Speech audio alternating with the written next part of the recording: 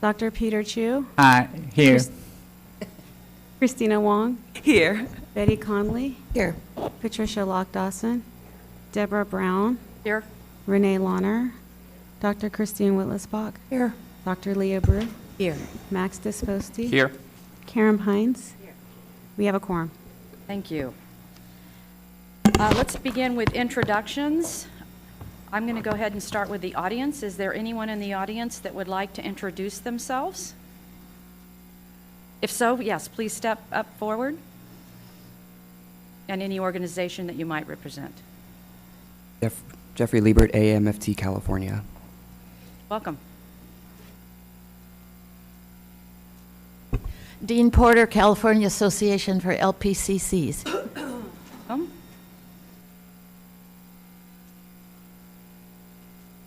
Becca Gonzalez, NASW.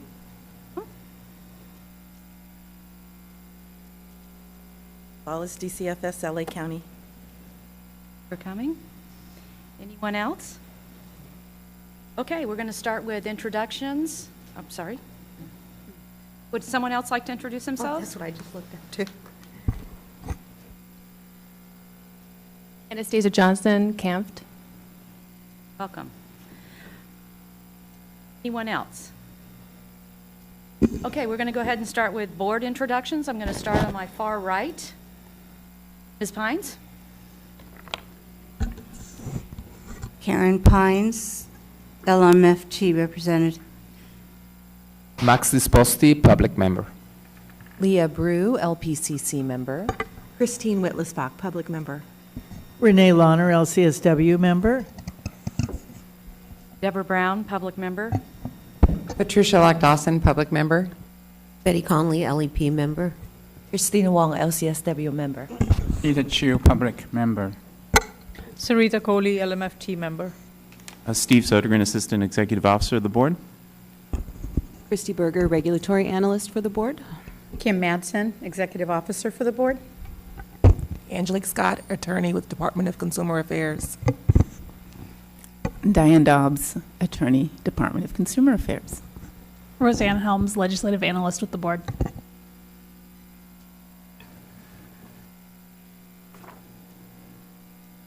Moving on to the next item, we have the consent.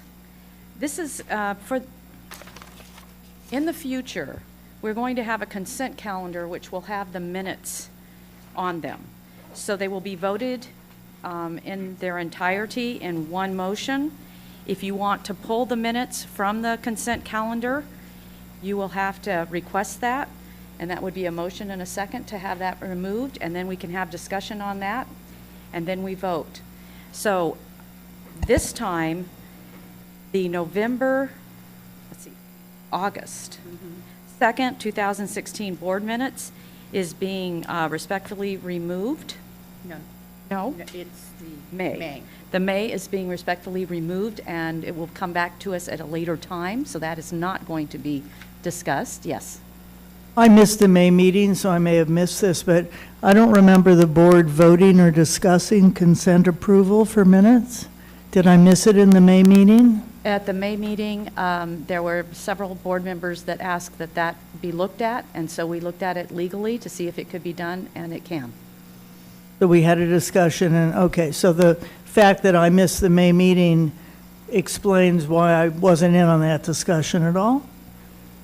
Well, it was something that has been brought up more than once at the, for further agenda items to be looked into, and that was a consent calendar for items that voted on. And then, of course, always on a consent calendar, you can always have things removed if you feel for whatever reason they need to be discussed. But sometimes with the minutes, there are stakeholders who participate and correct stuff, and will that be allowed for? Absolutely. They may come forward if they believe in some way it's been misstated and they would like to have some clarification on that. They can come forward and ask that that be removed. Okay, and how do corrections, typos are just funny, there's no content, but there are sometimes content corrections and misunderstandings and misplaced phrases. How does that happen then? Absolutely. So what you would do is you would ask that it be removed from the consent calendar, and then that will be discussed. Okay. And if it's grammatical errors, we would please ask that you would just give those to Christina instead of discussing those up here as a board. If they're grammatical, and they don't change the content in such a way that it could be misconstrued that it's saying something it was not supposed to be saying. Does that make sense? Yeah, we've always just mixed the two. I mean, it's hard to read them to review without also catching the typos and the grammar errors, the few that there are. I mean, you can't read over them, you see them, so you circle them. But I mean, it's been a mix of content and simple typos. So simple typos. But it's our record, so. Correct. So if there's simple typos, we're asking that maybe even before the meeting, if you are able to get to those. Yeah, that I minutes. understand. That's a given. Those to It's Christina? really the stakeholder and the board member participation in correcting the content. Right. That. So if you feel that that is the case, after you've reviewed them, please have it removed from the consent calendar, and we will discuss that. Absolutely. Okay, so the board voted to have it on the consent calendar. They asked that it could be looked at from a legal perspective and see if we could do that, and the answer is yes. But then the board didn't vote on doing it? Is that what you're saying? I'm not sure that the board needed to vote on whether or not it could be a consent calendar item. Okay, it's just new to me. I don't mean to, but I'm just asking, is that something that the board could or would vote on? This is for efficiency if there's no typos. The last few meeting minutes have been adopted as is without a lot of discussion, and so that's all it really is. It's very common in the legislature to have a consent calendar when there are no objections or no corrections. So it just, for speed of a meeting, when we have full meetings like we do at the May meeting, that's what it's for. And again, if there's concern with content or people want to weigh in, there's a mechanism by which you can remove it. So it's a simple motion that you'd like to remove X meeting from the consent calendar for discussion, and then there's a second, and then it comes off. So how would a stakeholder get something removed? They would simply come up and ask to have it removed, and then a board member would make a motion. Okay. And then a second. Discussion. So there's only one item on the consent, and it's voted on in its entirety. So do I have a motion to approve the consent calendar? Well, there's only one left. The motion's to move. I move approval of the consent calendar. I'll second it. All those in favor say aye. Aye. Opposite? Oppose? Oh, you have to do a roll vote, okay. Karen Pines, Max Disposti, Yes. Leah Brew, Yes. Christine Whitlisbach, Yes. Renee Launer, Deborah Brown, Yes?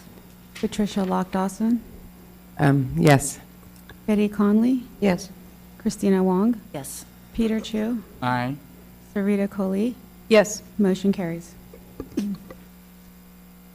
I'm going to back up. Was there anyone in the audience that would like to have, I'm sorry, very sorry, would you like to have this removed from the consent calendar and discuss it because its content does not reflect what you may or may not have said? For the August 2nd meeting minutes. Okay, so the vote stands. It was unanimous. Okay, chair report.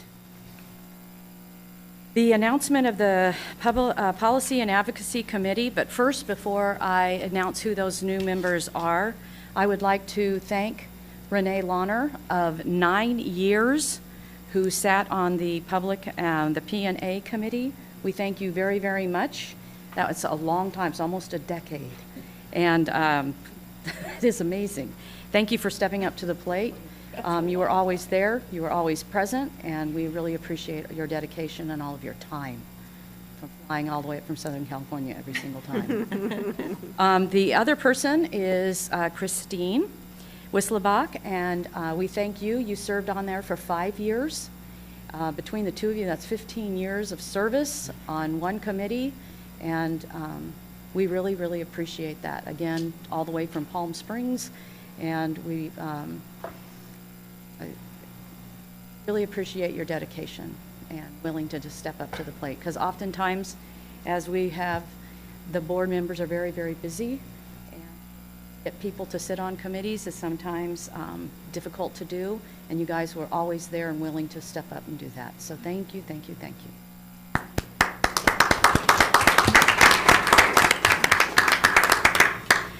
The new Policy and Advocacy Committee members are Scott Bowling, Samara Ashley, Christina Wong, and myself as the sitting chair, but not the chair of the P&A. That will be Christina Wong has gracefully accepted that responsibility, so she will be sitting as the chair of the P&A. So congratulations to you guys. Yes. Okay, procedures for discussions during board meeting. I covered this a little bit yesterday. I would appreciate it when we're making motions and seconds if you could raise your hand so that I might be able to identify who you are so that we can make sure that we get it noted correctly with Christina. The other thing I'm going to reiterate for Cesar is please speak into those microphones, and especially those of you in the audience. When you come up to speak to us, could you please make sure that you are in there because we are broadcasting live, and if you're too far back, then Cesar holds up a little fan and I have to interrupt you and ask you to move forward. He's got a little fan over there. So with that, we'll move on to recognition of board staff for years of service. Board member activity. Oh, sorry. Board member activity. Are there any board members that would like to share anything they have done?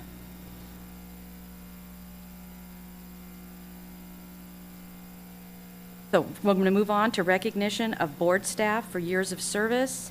The vice chair, Patricia Lock-Dawson, is going to come down forward. I will call your name, and if you please come forward and receive your certificate.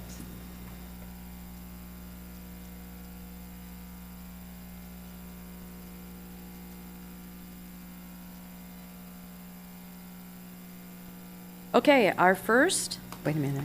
Yeah.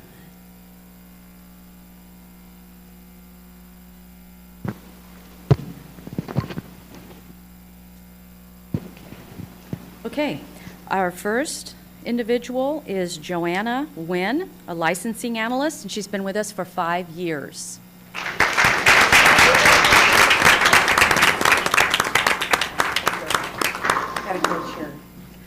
The next recipient is Flora Lopez. She's been with us for 5 years, and she is our enforcement analyst.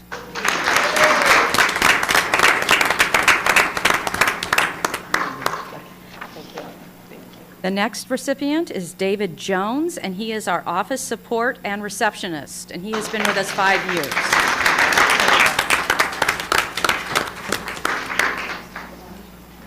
Our next recipient is Ellen Villegas, and she is our cashiering analyst, and she has been with us for 5 years.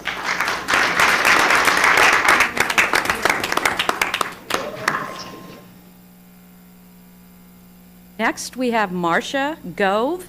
She has been with us for 10 years of service, and she is our examination analyst.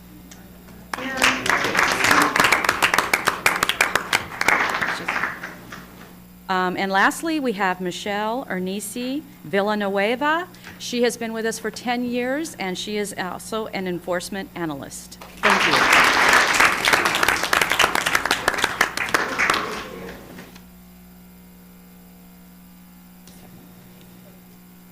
More for Marcia. And we do have one more addition. We received word this last week, maybe in the last 7 days, that our IT local area network administrator, Breeze subject matter expert, Lene Stiles, is retiring this year. Her last day with the board will officially, well, technically is the 23rd of September. She officially retires November 1st. And Lene will end a 36-year state service career. 21 of those years have been with the board. And Lene was highly instrumental when they transitioned to the first computer database that we were using, known as CAS or TEAL, was a subject matter area expert for that, and she also was the Breeze subject matter expert when we transitioned to Breeze. And Lene's efforts, knowledge, really helped the board during those first few days of Breeze, and is primarily responsible for us doing as well on Breeze as we are when other boards and bureaus were struggling. And so we're going to miss Lene's contributions, but wish her well in her next adventure in life. Thank you.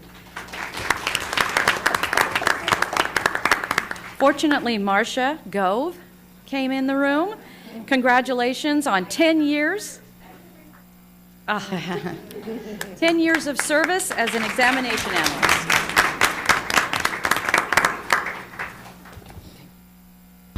Okay, moving on to the next agenda item.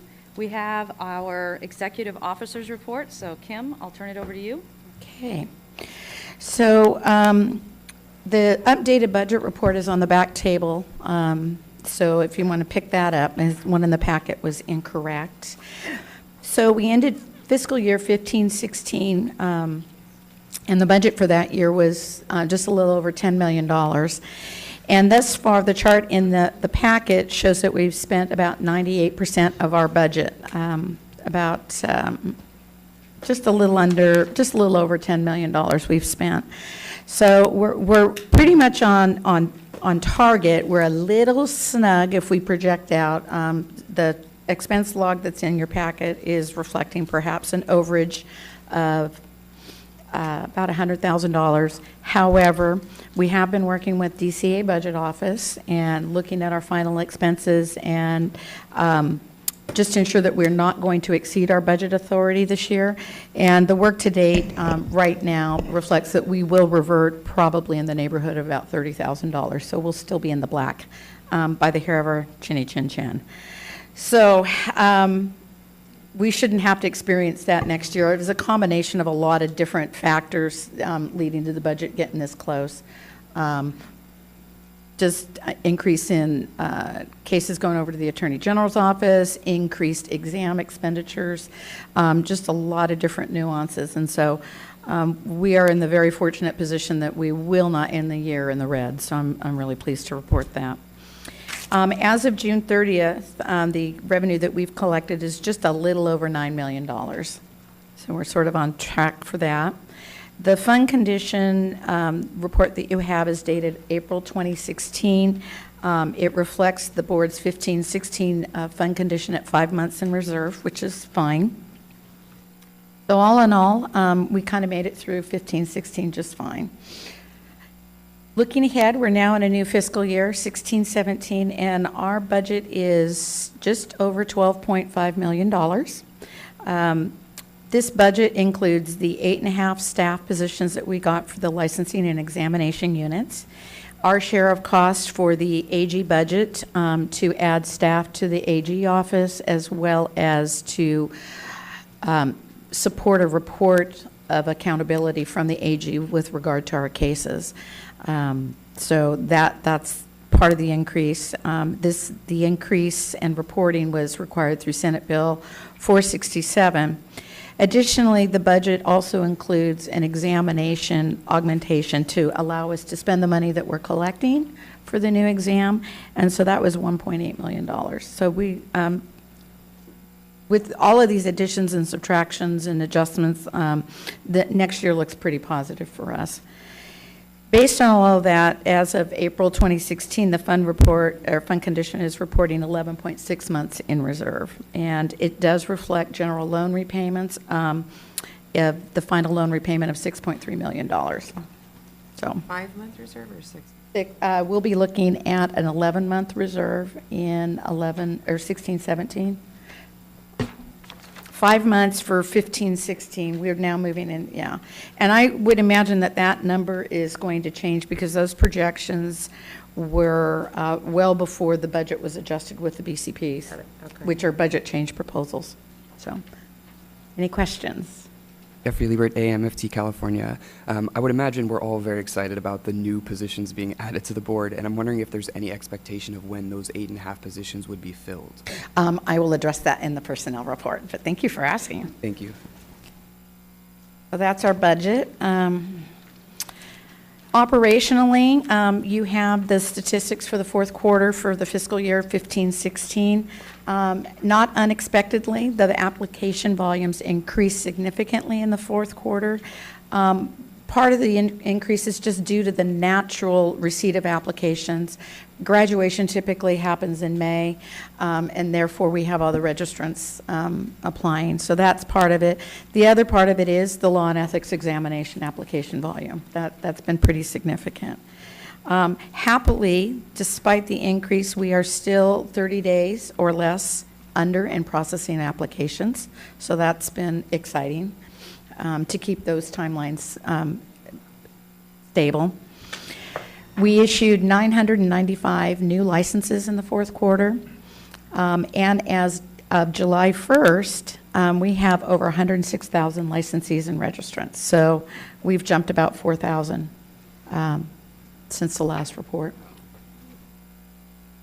The examination program is very robust. We administered 5,486 examinations last quarter.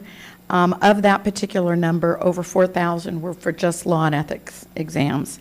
We had 753 candidates participate in the ASWB National Exam for Social Workers. So that's busy, and then the remaining is the LMFT clinical exam and Nbcc exams. We did 11 workshops last quarter, and so we're really, really busy. The workshops do take to do our examination development, it takes about 300 subject matter experts and ongoing workshops throughout the year to develop just the law and ethics exams that we're administering and the clinical exam for the MFTs. So we have to do several versions of all of those exams so that we can maintain the integrity of the exam process. The administration program, which is where everything starts, we got over 10,000 applications in the fourth quarter. That's a 43% increase since the third quarter, and that does not include renewal applications. The chart in your packet does reflect the renewal activity. It's encouraging to see that more and more people are either using the online registration method or they're mailing in their computer-generated renewal notice to the BBS central processing. So only 5% of those renewal applications are coming into the office directly. So we're seeing some relief a little bit there. So that's helpful, but we're still busy. The enforcement program continues to remain fairly stable. 270 consumer complaints were received and 232 criminal convictions were received last quarter. We closed 482 cases, and we sent 20 cases to the Attorney General's office for formal discipline. Because we had noticed in the fourth quarter that the budget was getting a little snug, we opted to hold off on referring cases to the AG for the first time since I've been with this board, just to maintain and conserve funds. We continued all activity on cases that were already over at the AG's office. So none of those cases were compromised. With the start of the new fiscal year, we immediately sent all of the cases we were holding over to the AG's office. We issued 39 final citations and fines in the fourth quarter, and the average number of days to complete our formal discipline is still rather high. It's at 828 days.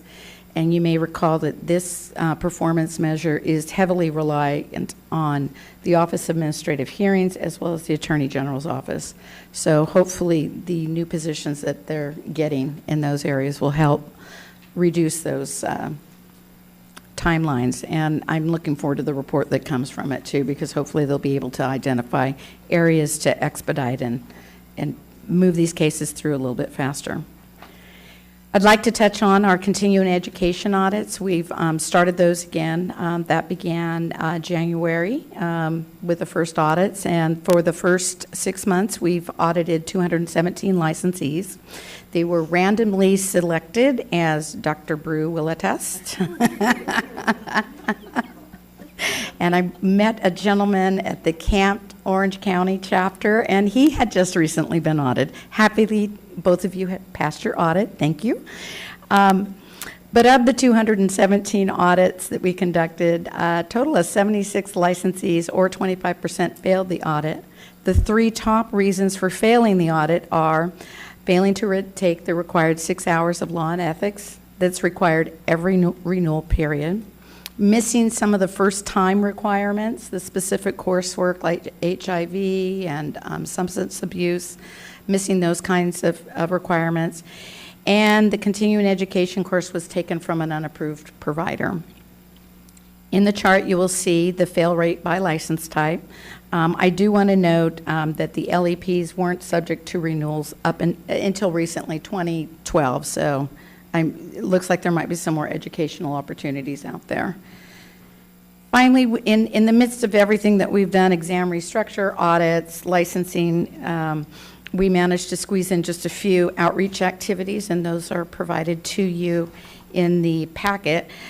May is in particular a really heavy month. It seems like that's the ideal month to have conferences and such. October traditionally is another one, but we're really busy in May. And then I had the pleasure of attending the Nbcc License Symposium, which was just fabulous to be able to meet and discuss with other directors of licensing boards some of the same challenges that we face. And the information, they had a really nice segment on distance counseling that was really informative, and apparently they have identified tools to use for distance counseling that's deemed safe, because whether we like it or not, it's happening, so, and it can be done safely, so it was really nice to have that presentation. And our summer newsletter will be released no later than the end of the month. So, and that's the operations report, and I'm happy to answer any questions you might have. Yes. Board members? Renee? More a comment than a question. Although the addition for the continuing education audits, the addition is kind of funny, humorous. Some of them don't get to 100%.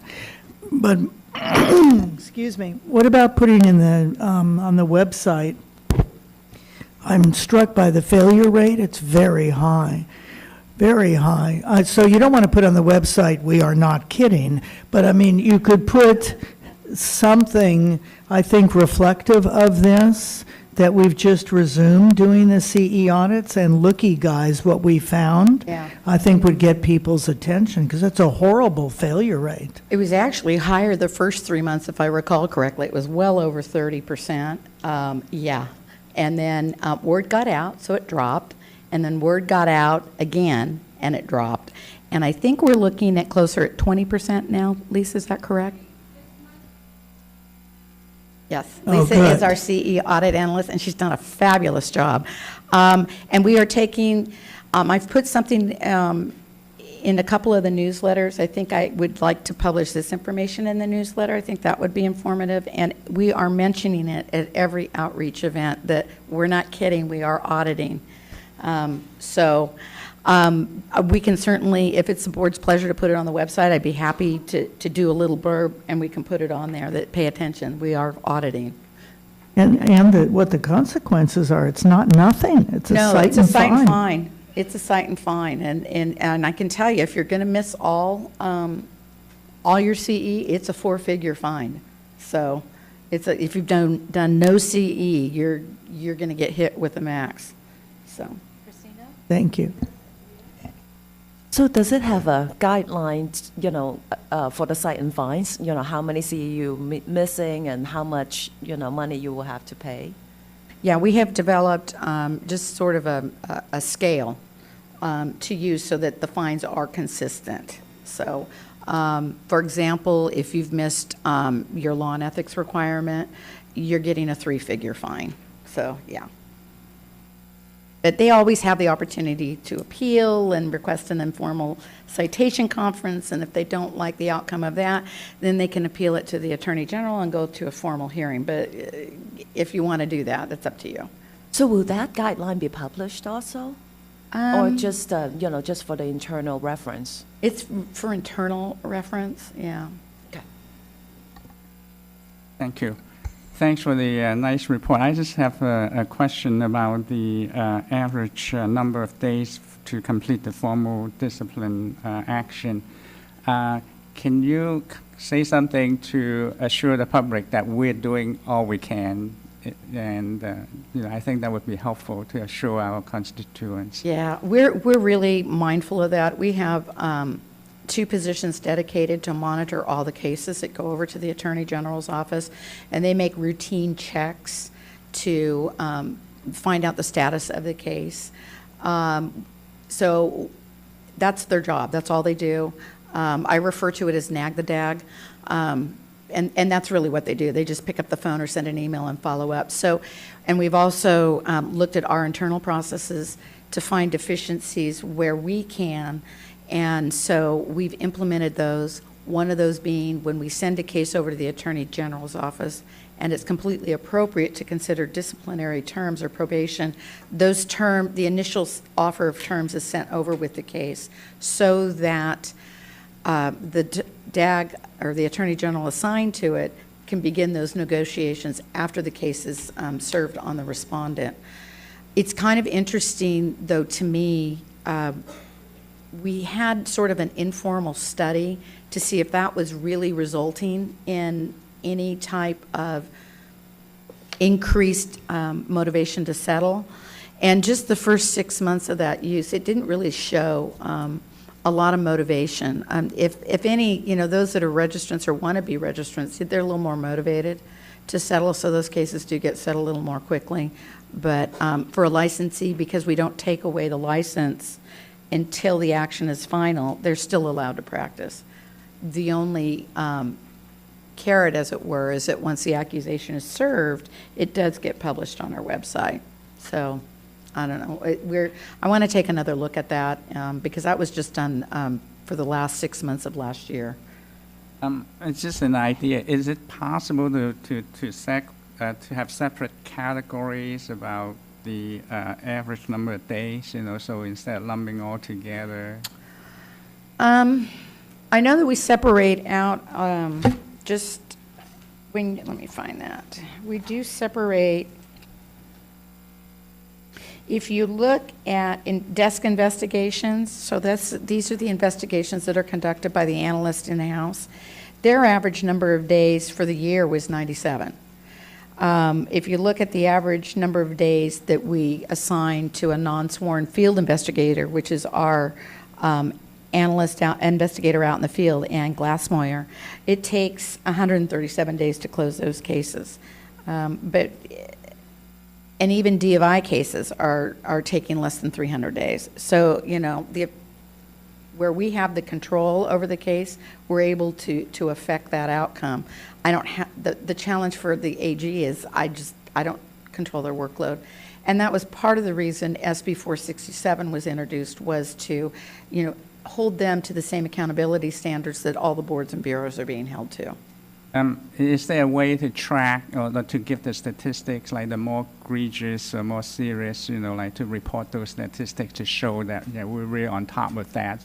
Not to give people the wrong impression, everything on the average is more than 800 days. Exactly. Yeah, and I think we can. I think one of the, when we get a very egregious case and there's some clear danger to the public, we initiate what's called a Penal Code 23, and that process allows us to go right into the court setting at arraignment or first hearing and request suspension of the license at that time for the period that criminal action is going through the court systems.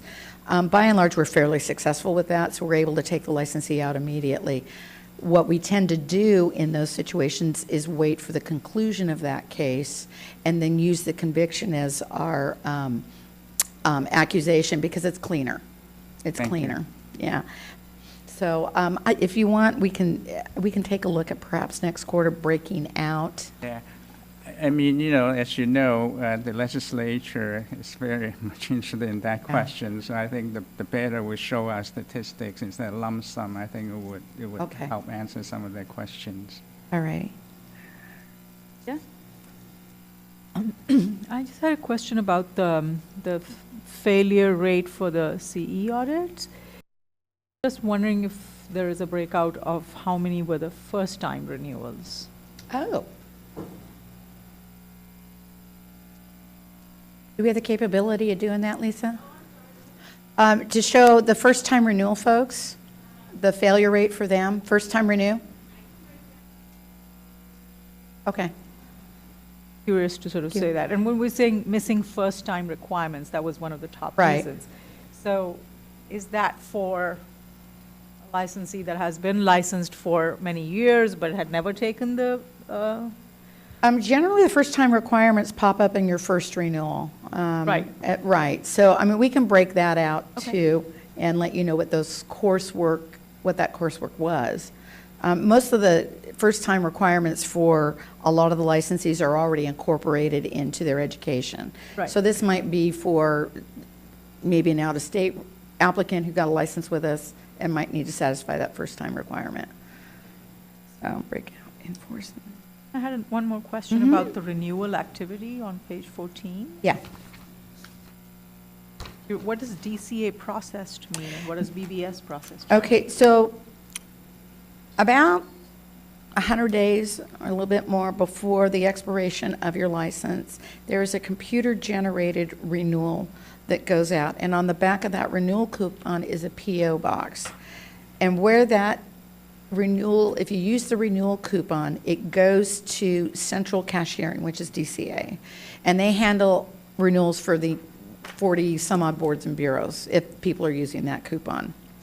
So that's the difference. They're processing and it's automated. And it's sort of a scan system that goes through and they get all the renewals.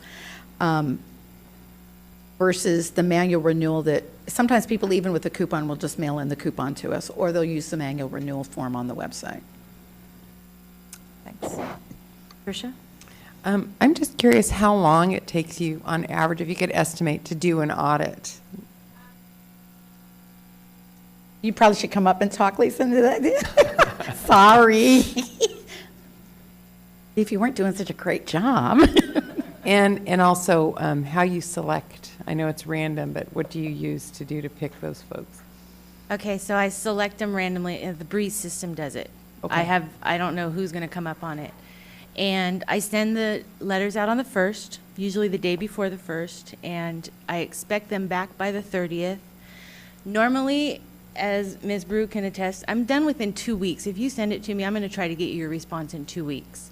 So usually by the 15th of the following month, I'm done with that audit. And I am either waiting for the final response, because some people don't reply. So that, holds me out a little bit longer. But I turn over all my fails to enforcement approximately the 15th to the 30th of the following month. So I am completely done within a month and a half, 2 months. Okay. And remind me again about how many you're doing per month? I was doing 50 per month. This month I went down to 40.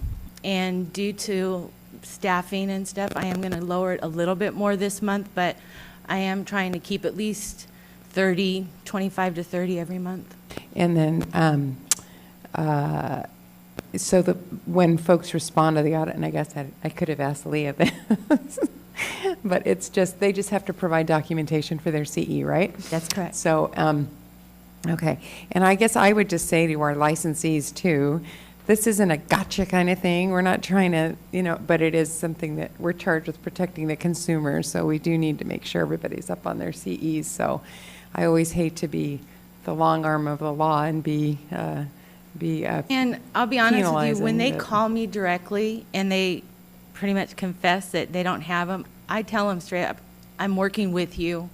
I'm not here to get you either. Yeah. But be aware that you may go to enforcement.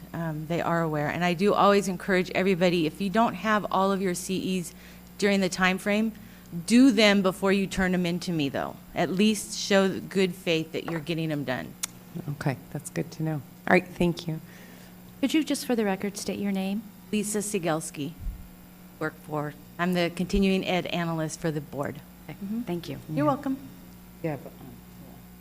Just kind of to add to that, it's from like the previous renewal cycle. So, I know a lot of people when they try to renew think that I'm going to get that CEU like on that last day or whatever. So this is just so everyone understands, it was, so I just renewed in 2016, and it wasn't even 2014 to 16. I think it was 12 to 4. It was like an old renewal cycle. So I think hang on. you were my first audit, one of Oh, my funny. first ones. And so we were still working it out, but yeah, you got one of them that was like 2 or 3 years back, it seemed like. Yeah, it was the older cycle. Yeah. Yeah, so. Let's remind everybody. So keep those certificates, and, yeah, you can't, it's like, it was 3-4 years ago, so you can't go back and add to that. So I just want people to know. Other questions? Rita?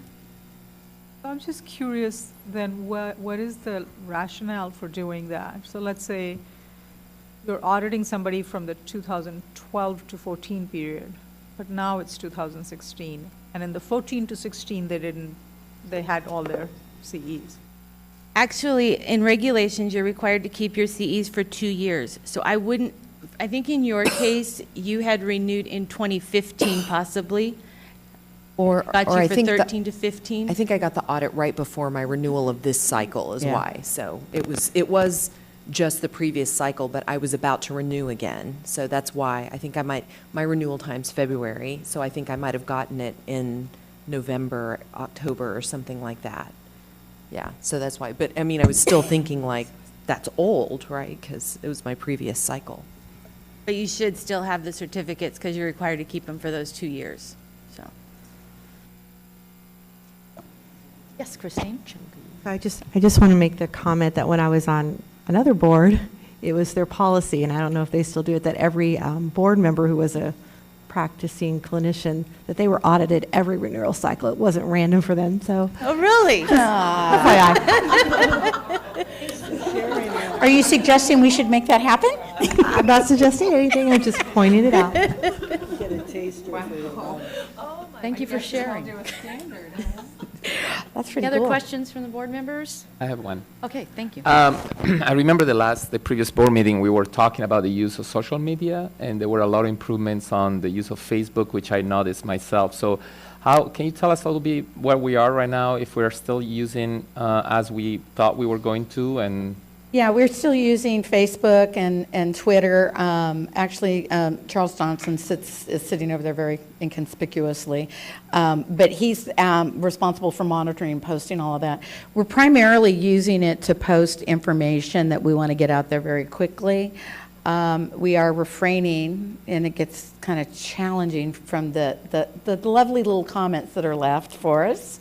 But you know, we're increasing our presence out there. We have a few more followers, but I primarily, you know, I think licensees are looking at it and getting the information, and then those that are really upset with us are using it as the punching bag. So it's kind of a double-edged sword. But yeah, I mean, when I take a look at the age of the folks coming in for licensure now, it's how everybody's getting their information. So we'll keep going.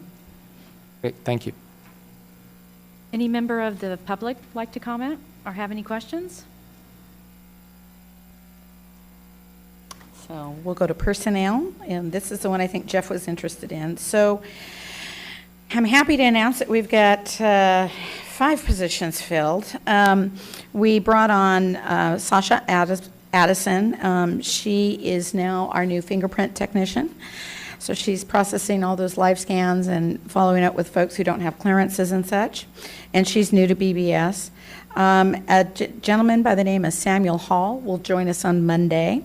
And he will take over. You'll be in contact with him on a regular basis because he's going to perform the board vote duties. So the board members will be acquainted with his name. We had a limited term position in the LPCC unit in the BCP this year. I was fortunate to make that permanent, and so the incumbent Valerie Enlow in the limited term position was successful and now has a permanent position with us, and we're happy we get to keep her. Julie Rupert worked previously in the board's enforcement unit, providing a lot of enforcement support and with us, and so she accepted a promotional position that we had, which was a new position in the licensing unit, and she is now a licensing evaluator. So we're happy that Julie was promoted. We get to keep a good employee. And finally, we added Caitlin Martin to our staff. She accepted a 12-month limited term position in the exam unit, and she's new to BBS. And she has quickly picked up how to process law and ethic applications and getting people through the exam cycle. And on her plate next week is getting eligibilities over to the ASWB national exam. And so we're really happy to have Caitlin.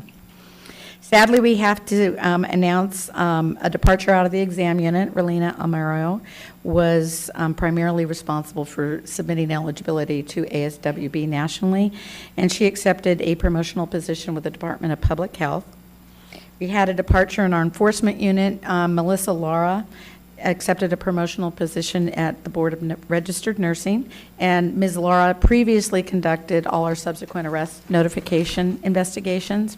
And then, as I mentioned earlier, Julie Rupert left the enforcement unit to move into the licensing unit. All those hirings and departures, we still have 10 vacancies. Most of these vacancies became effective the July 1, and so we have recruitment efforts underway. And primarily, a lot of these positions are taking what I had creatively installed or brought on to help with a lot of the backlog. Because that they were temporary or seasonal staff, I was able to demonstrate the need that we need to have them permanently, and I'm very grateful that those that reviewed the BCP agreed with me and the governor agreed, and so a lot of these positions are now permanent. So we have 2 office assistant positions, one of which we were using as a seasonal or part-time intermittent. We have an incumbent in that, and so she'll interview for that position. We have an office technician who will add to the cashiering unit. That'll be permanent. We have a vacancy in the enforcement unit that I referred to earlier. That's Julie's position. We have a new office technician to provide backup duties and front counter assistance. Right now that position is being filled with a seasonal clerk. We have a limited term position that we got previously that's in the cashiering unit. We're hiring for that. We have another management service technician in the exam unit. That position will process all exam accommodation requests. That's new. We have a management service technician in the LPCC unit. That was a new position, and it's specific to certify that an LPCC has a requisite education and training in families and couples, and therefore can supervise other licensee types. We have an offer out to that individual, and she'll start September 20th, but she's currently on maternity leave. And we have a staff service analyst in the exam unit that we're in the process of submitting the paperwork to post that vacancy. And then we have another staff service position. That would be Melissa Lara in the enforcement unit. But because she was in a limited term position, we're waiting to submit the paperwork till late September, early October to see if that position becomes permanent. So Steve and I are conducting interviews next week for a couple of these positions, and we'll continue to recruit and fill as we need to, and we'll begin the recruitment. Well, obviously with Lene's retirement, we'll have that position vacant as well, so we'll do recruitment efforts there.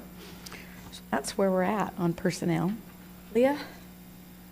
So I guess my MFT LPC thing that I sent in is just sitting in your office waiting for that person to get hired. Okay. Thanks. Yes. Question regarding the budget, actually, as it pertains to. So did we get everything we asked for in this year's budget? We did? I was really happy with that BCP. We begged, borrowed, and begged and borrowed and pleaded and cajoled and got extremely creative to bring all those people in. So of the 8.5 positions that we're getting, only 3 are brand new. The rest are 5.5 positions that we already had staff sitting in the position performing those duties, but either the time base was running out, or it's a seasonal clerk type position that if we experience any type of budget challenge in California, again, those are the first positions that get wiped off. And knowing what would happen if we lost any of those positions, because they were so critical for us recovering from the application backlog and then just keeping our processing times at reasonable rates, it was really imperative to get those permanent. And so fortunately, they agreed with my argument, and so they're now permanent, and I'm really happy about that. So in the budget, the state budget, then, so we increased then. Oh, yeah. By, I don't see a percentage here from year over year, but what did we? We're just for perspective, back in 2009, 2010, I think we had 32 staff members, and now we're at 60. So we've been busy. Okay, and I'll give this perspective. When I came on the board in 2010, we had 60,000 licensees, and I think we have close to 110 now, Yeah. right? So, Yeah. Thank you. Mental health services are alive and well in California. Other questions? Members of the public? Comments, questions? Okay. Moving on, we have the strategic plan update, and Kim? So I'm just going to highlight a couple of the accomplishments. Under licensing 1.4, the Supervision Committee held its last meeting yesterday. I'm happy to say that we looked at draft language, and it looks pretty good. We also are announcing that our telehealth regulation package became effective July 1st. Oh, golly. And where it says staff effort continues in a lot of these lines, this is part of the manager or Steve and I's job, is to continue to evaluate what that particular item, to look for process improvements internally when we find them and identify and we make the changes. So that's sort of what that phrase means. Also, in working with OSHPAD, I did have a meeting with those that are responsible for administering the mental health loan repayment program. So we have already updated our website to make licensees aware that the application period is now open. That information will also be in our newsletter. So there's still money out there for loan repayment, and they would love to see a lot of our licensees apply. And they have assured me that they will give me a breakdown after the awards are made, so we can see, how many folks have applied and, what was awarded. So I'll be happy to bring that back to the board. Questions from the board? Anybody from the public have a question? Oh, we do. Okay, I just want to Christina? make a quick comment. I was reading about the due dates and stuff, and a lot of the tasks actually has been accomplished. So, and it's not even to the very end. So I just want to commend the staff and and Kim for your leadership to to make to actualize our strategic plan. Yeah, we're at a point where we'll probably start working on it again next summer and do another one for 4 years, 3 years. Yeah. Anybody have a comment from the public? Any questions? Board members? Okay. Our next item is the Supervision Committee update. We're going to start with Christy, and then Leah has a few comments she would like to make. Thank you. So this will be an update of the status of the Supervision Committee and give you some information about the informal decisions made up to this point. So we had our 11th meeting on June 9th, and we had our 12th and final meeting on August 18th. We anticipate that the Policy and Advocacy Committee will look at the proposed language next. So that meeting is on September 30th, and then it will go to the full board in November. And then we would run the legislation and regulations, 2 parts, during 2017 so that we can start implementing the proposed changes, and there would be a phase-in period as well. So some of the informal decisions, this is just a summary of what we've done. One of the things we're really trying hard to do is making the provisions consistent among the professions, because you have different license types supervising people in different professions. You have some crossover, so it's nice for them to not have to remember different requirements, so for some consistency. So some of the things that we've done or that the decisions that the committee has made and recommending is allowing licensees have to have 2 years of experience either performing psychotherapy or supervising people who are performing psychotherapy over the past 5 years. So what we want to do is allow supervision of students who are performing psychotherapy, if it's an equivalent situation, to also count toward the 2-year supervisor experience requirement. We're going to look at strengthening provisions relating to monitoring and evaluating the supervisee, including the supervisory plan and a supervisor responsibility statement. We're addressing the need for supervisors to be reachable while the supervisee is providing services. We're looking at an initial supervisor training of 15 hours for all professions. Previously, that was just the LCSW. The other two had a 6-hour. And then requiring 6 hours of continuing professional development for supervisors every 2 years. LCSW did not have anything like that previously. It was a one-time 15-hour. The other two professions, it was 6 hours every renewal period. So we're going with 15 hours one time, and that would be for new supervisors, and then 6 hours of professional development, which is not necessarily a course. So there will now be some flexibility in what you can do to meet your 6 hours. Things like working with in a consultation group with other supervisors, if that can be documented, things like that. So that would be nice. One big thing that we are looking at doing is requiring supervisors to notify the board that they're supervising. Right now, we don't know who is out there supervising because we don't register supervisors. What we do know is once they've signed an experience verification form and that person applies to become licensed, then we know who's out there. But it would be there's a lot of benefits to doing that, and we're trying to make it a streamlined process, not too onerous, and that will be phased in as well. And that will also allow us a better communications channel with people who are out there supervising. So what kind of how that would work is they would do a self-assessment of their qualifications, and they would submit that to the board. And then we would add a modifier to the licensee's record on Breeze, so then that will be searchable as well. And then we would have the authority to audit supervisors to ensure they're keeping up with their requirements. Looking at group supervision, because you're allowed to supervise 8 people in a group, we are looking to add a clause that says, because 8 people over a 2-hour period, you know, you might be in a position where somebody doesn't get a chance to participate as much as they might need to. So looking at adding something that says the amount of supervision shall be appropriate to each supervisee's needs. So just to kind of strengthen, if somebody needs a little more attention and it's gone, you know, you're at your 2-hour requirement, you've done, if somebody needs a little extra help, you know, they have a little more teeth to get that.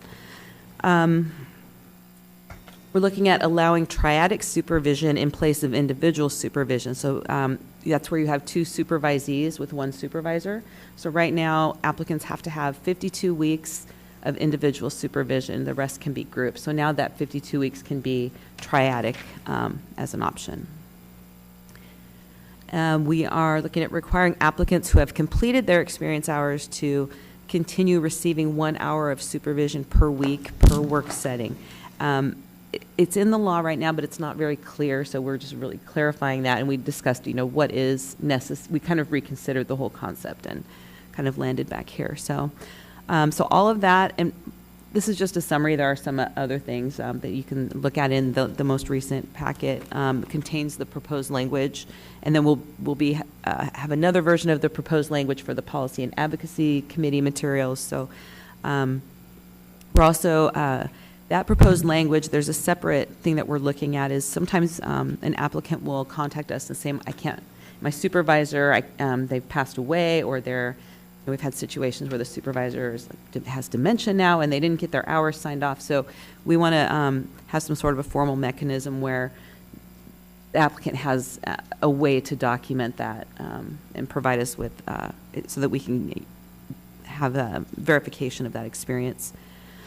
So that's really the update. Anybody have any questions? I just have clarification on, I have forgotten because I have stepped off that committee. The supervision of students performing psychotherapy to satisfy the supervisor 2-year experience requirement? What does that mean? Okay, so a supervisor, in order to qualify to be a supervisor and to remain supervising, has to be active in the profession, meaning they need to be seeing clients or providing supervision of people who are seeing clients.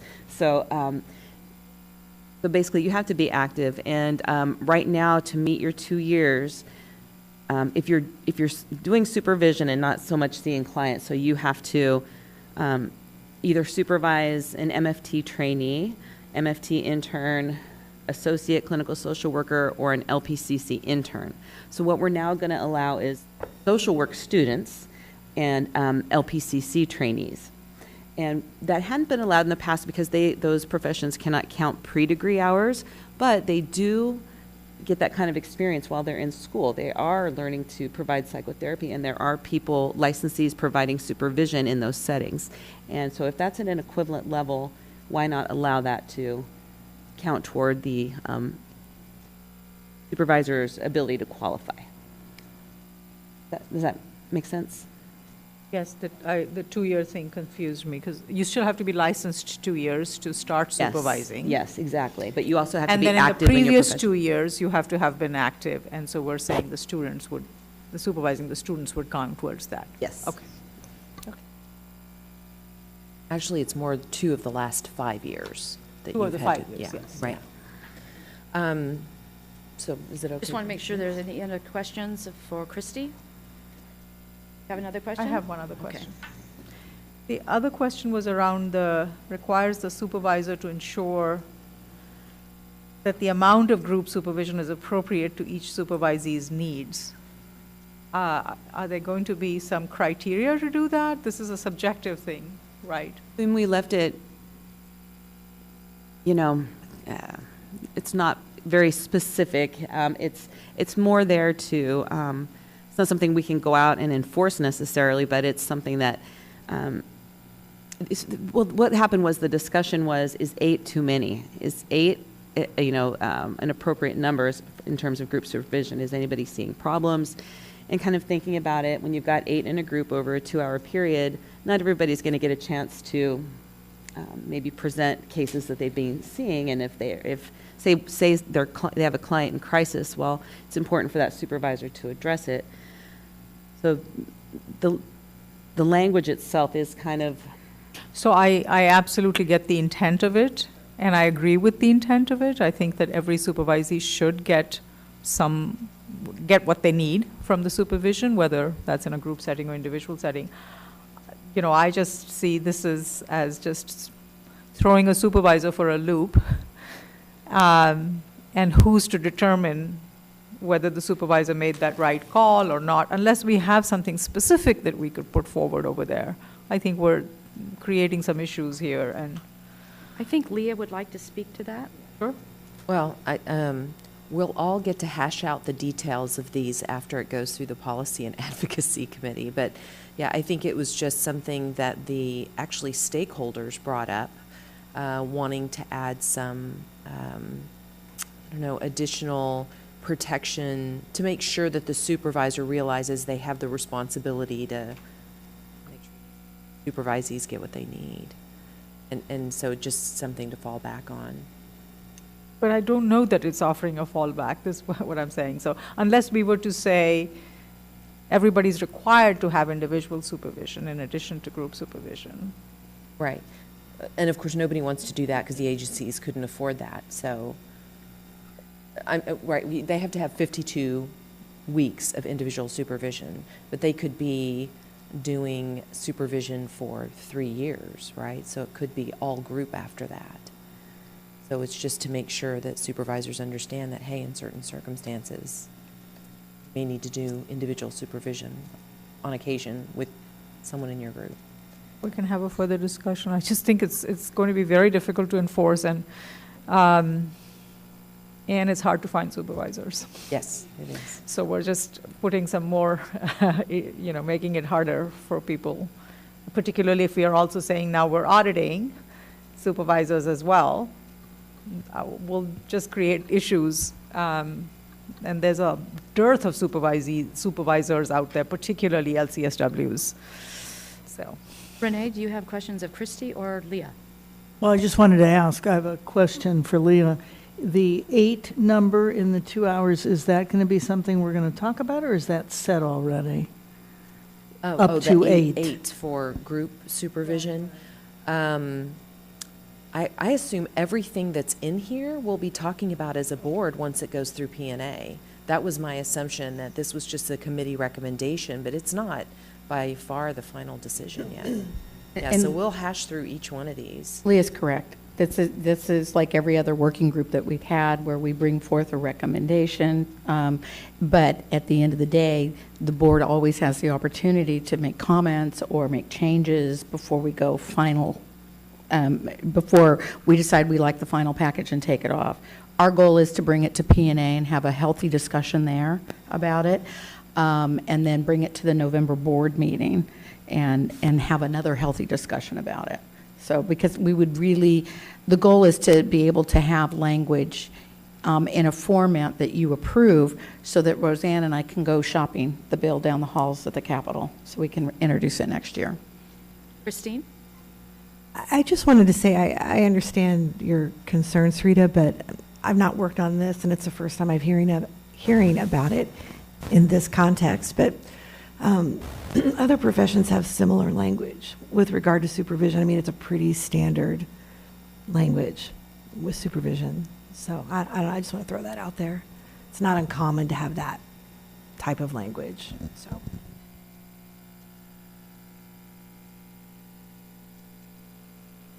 Okay, public? Jeffrey Liebert, AMFT California just wants to take a second to recognize and appreciate all of the hard work that the Supervision Committee has done and all that you guys have been able to accomplish. It really is incredible. So just want to say thank you. Leah, did you have some final comments? Yeah. Thank you.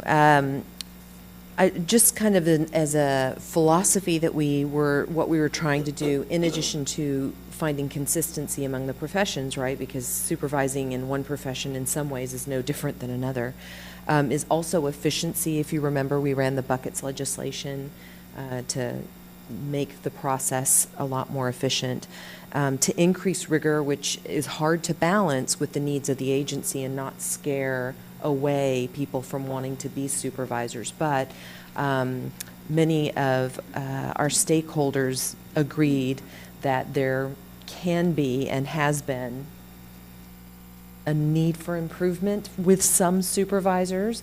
Of course, the ones who always came to our meeting were the really outstanding, great ones, so their input was really appreciated. And then to address other needs that have emerged, like when your supervisor dies, do you have a plan if, because they can't, if they're behind in signing forms. So there are little things that have come up over time that we address some of those pieces as well. So that was the philosophy behind it. The second thing that I wanted to do is apologize to the Policy and Advocacy Committee, because you're going to be very busy in your next meeting in addition to whatever else you're going to be looking at. It was a lot of stuff. And tied to that, I want to thank Patricia and Sarita were on our committee at various times throughout the process, both of them for their contribution. And I want to thank Betty for being there the whole time with me, sitting by my side. She was always on my right, and we always talked everybody was on the left, and I'm like, oh, my back is to Betty. It was kind of hard to manage that. Yeah, anyway, so I want to thank the board members who participated, and most especially, I want to thank Roseanne and Christy, who did an enormous amount, Christy did an enormous amount of research, I believe, in looking at what's the efficacy of this, is there research behind this, let's not just make a decision for no reason at all, let's see if there's some data that we can make decisions on. And Roseanne always finally crafting that language and making it work. And there was one thing we had left that kind of emerged in our meeting yesterday, left dangling, that you guys get to wrap up in P&A. But I think all the rest of it, we have a great first draft if philosophically we agree to all those pieces. So I just wanted to thank everyone for their hard work. Sarita? I just wanted to clarify. I have no issue, and I agree with the rigor piece of it. It is the ambiguity which I'm having issues with. So leaving that up to the individual supervisor and then having no mechanism for saying, so that's all. Yes, Betty? Before we end this love fest, thanks to Leah too for your leadership, but also, this was my first experience with the committee, and I have to say that the conversations with the stakeholders, the participation of the stakeholders was really phenomenal. And I think what policy and advocacy and ultimately the board is going to look like is something that has a lot of input and really good scrutiny by all of our stakeholders and investment on the part of the stakeholders. Finally, I think on behalf of I think I can speak on behalf of the whole board and say thank you very much to all of the board members that served. It was a 3-year term. 3-year term, and all of the stakeholders and people who were involved. We thank you very much. That's a big, long commitment, and we're going to have something that comes out of it that we can really work with. So thank you very much. Is there any other comments from the public? Yeah, one more thing that just dawned on me. So when I came on to this board, one of the first things I said to Kim was, supervision's not working well. We really need to make it better. And so within a year, she stuck me on this committee, created this committee. No. We I agree. We either drafted you or volunteered you. I'm not sure which happened first. I don't know. You invited me. But I just want people to also know that, that was one thing that I came to this board thinking, wow, we need to work on this. I tell Kim, and it happens. And so here we are. So thank you, Kim, too. Dean? This Dean Porter, California Association for LPCCs. I said this yesterday at the committee meeting, but I want to go on record in this meeting to say how much I admire and appreciate the work of the committee and the leadership that Leah provided, and then the staff, both Roseanne and Christy, and of course Kim, as always, took these very disparate comments that came from the stakeholders and then turned them into legislation language. It was just amazing to see that confusion come in to order. And yet everybody had their say, and I think we've come out with a very good document. So thank you. Thank you.